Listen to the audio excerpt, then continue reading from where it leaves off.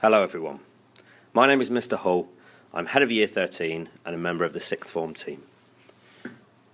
My pearl of wisdom for you today is very simple. Each week, make sure you have a clear list of things to do. Now, this is very simple, but it is an idea that when used consistently can be extremely effective in helping to organise your brain and your life. There are some people who have exceptional memories, who remember everything. You might be like that. But even if you are fortunate enough to have a memory like Mr. Edward Stewart, you can still benefit from having a to-do list. It helps you to prioritise key activities and clearly set goals and targets for the week. There are other people, of course, who can barely remember what day it is, and you may be one of those.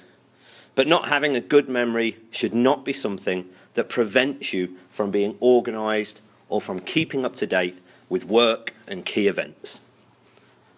A list of things to do can benefit people with memory issues immensely. It allows them to clearly set out what work needs to be focused on each week and acts as a reminder each time you look at it. My advice would be to make a list on a Sunday afternoon or evening, or perhaps even on a Monday after school. And I don't mean make a list in your head. I mean you should actually write one down.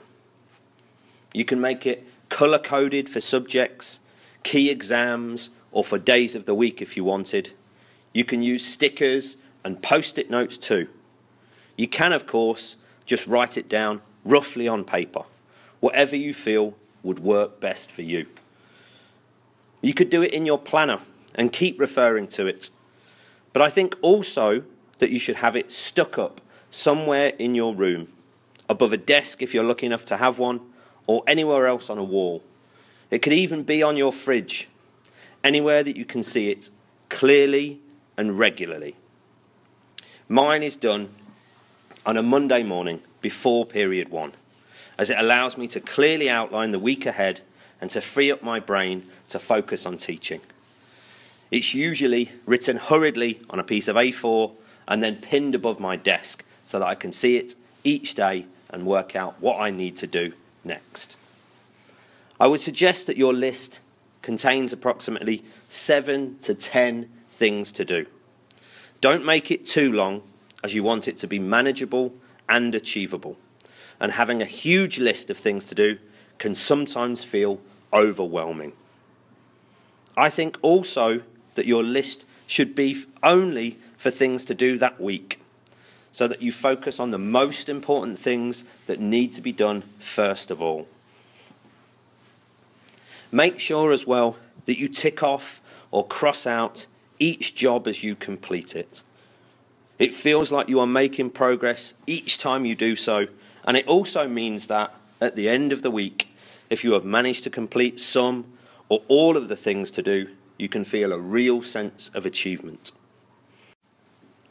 If you don't manage to complete everything, don't panic. Simply add them first of all to next week's to-do list, and they can be your first priority. I find by making a list each week, you become instantly less stressed and feel that work you have to do is easier and more achievable now that you've broken it down into clearly identified tasks. I hope that you too, by making a list each week, you improve your focus and organisation, that you feel less stressed, and that you feel your work is now more achievable and manageable. So guess what? The first thing you need to do is, that's right, make a to-do list. Thank you very much for listening.